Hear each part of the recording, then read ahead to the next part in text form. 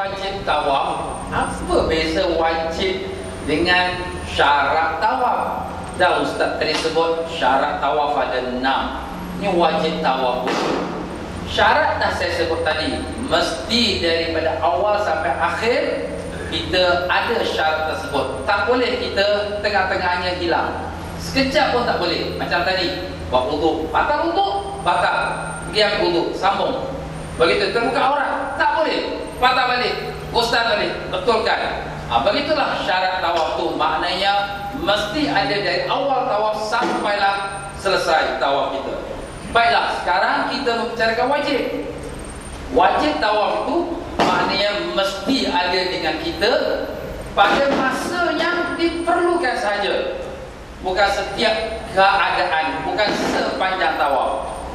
Jadi kalau begitu, wajib ini ada 3. Kita lihat pada wajib yang pertama. Wajib pertama ialah niat. Inilah berdasarkan kepada hadis yang masyhur, Rasulullah sallallahu alaihi wasallam bersabda, "Innamal a'malu binniyat." Setiap amalan bergantung kepada niat. Jadi sudah tentulah kita sembahyang, kita puasa, kita zakat, seluruhnya mesti ada niat. Jadi kalau kita tawaf pun kena ada niat. Dan dalam masalah tawaf ini ada terbagi pada 2 bahagian. Tawaf itu terbagi pada 2. Pertama, yang bukan tawaf haji dan umrah. Yang bukan tawaf haji dan bukan tawaf umrah. Tawaf macam mana? Macam-macam.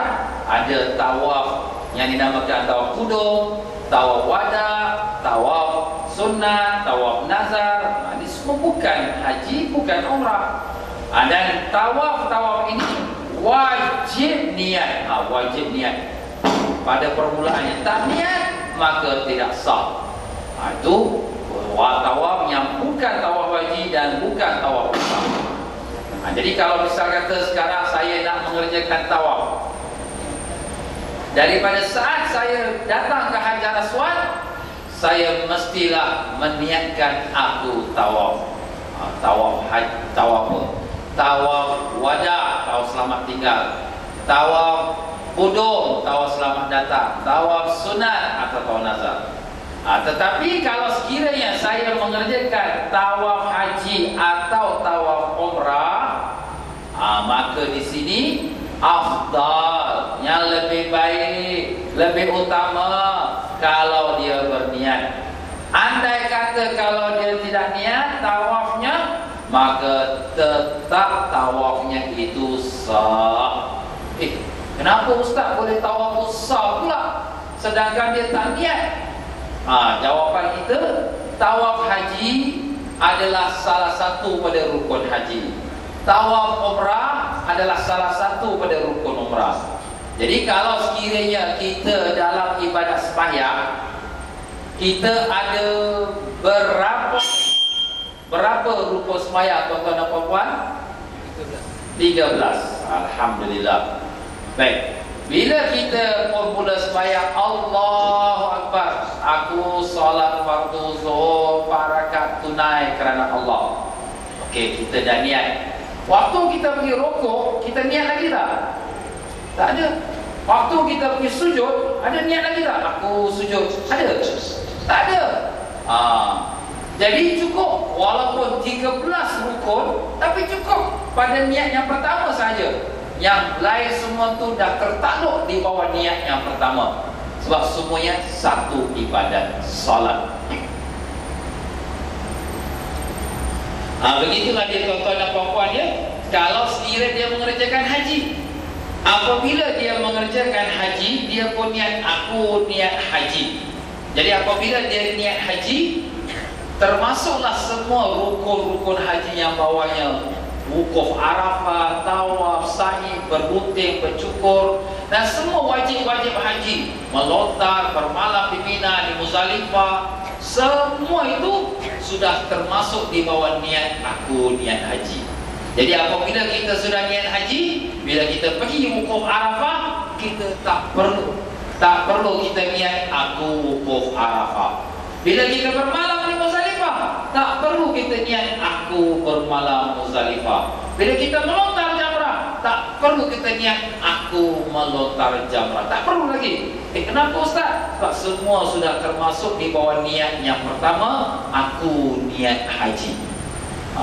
Jadi macam tadilah kita sembahyang dan kita aku sembahyang fardu zuhur, semua rukun-rukun yang bawahnya termasuk dalam niat aku sembahyang fardu zuhur.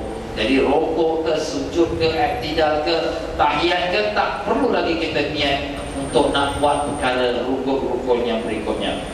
Jadi begitulah dia tuan-tuan dan puan-puan, dalam kita mengatakan hukum niat ialah kalaulah tawaf itu bukan tawaf haji dan bukan tawaf umrah, wajib niat pada permulaan tawaf. Tapi apabila kita mengatakan tawaf haji dan tawaf umrah itu tidak wajib, tapi hukumnya afdal tu bagus, niatlah. Kalau kita boleh niat, itu yang bagus, dapat pahala lebih lagi.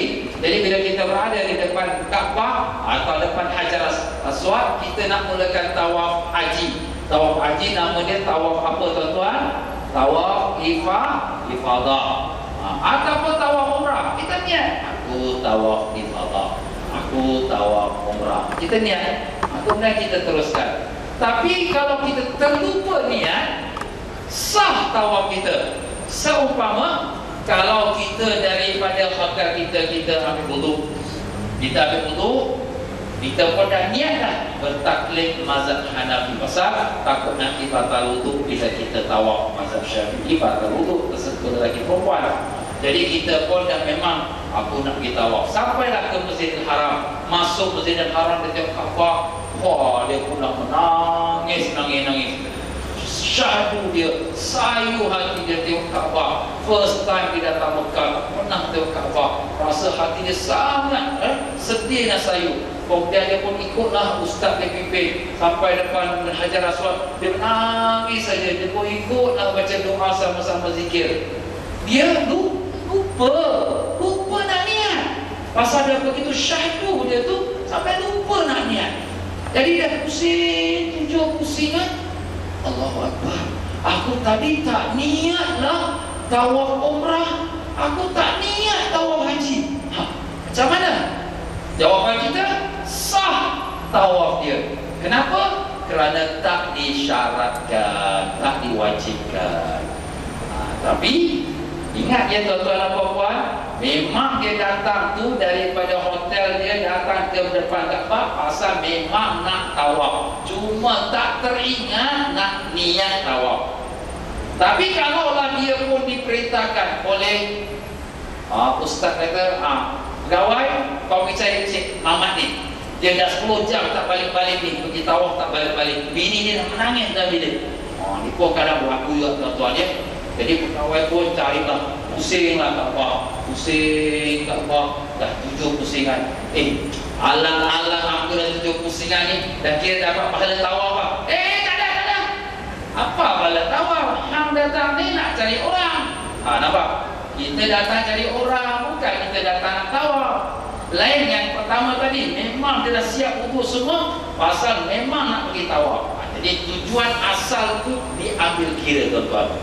Jadi begitulah dia tuan-tuan dan puan-puan. Kalau tawaf itu tawaf sunat, tawaf nazar, tawaf qudum, tawaf selamat tinggal, tawada, wajib niat permulaan tawaf. Ada ustaz kita nak niat ni macam mana kita nak niat? Mudah aja. Kalau kita nak kerjakan tawaf, kita niatlah kita nak buat tawaf. Jadi itulah dia tuan-tuan dan puan-puan ya, cara niat tawaf. Tempat niat dalam hati. Jadi kalau kita nak melafazkan nawaitu tawaf sab'a asywaq hawla al-Ka'bah lillahi ta'ala, itu baiklah. Tapi kalau tidak pun cukuplah yang dalam hati. Tidak wajib melafazkan niat, hanya sunat saja. Maka cukuplah kalau yang niat itu sekadar tawaf saja, seperti aku tawaf. Kalau tawaf itu bersangkut dengan tawaf yang tertentu, maka hendaklah sebutkan. Jadi kalau tawaf haji, aku tawaf ifadah. Tawaf ifadah ni tawaf haji itu. Jadi begitulah dia.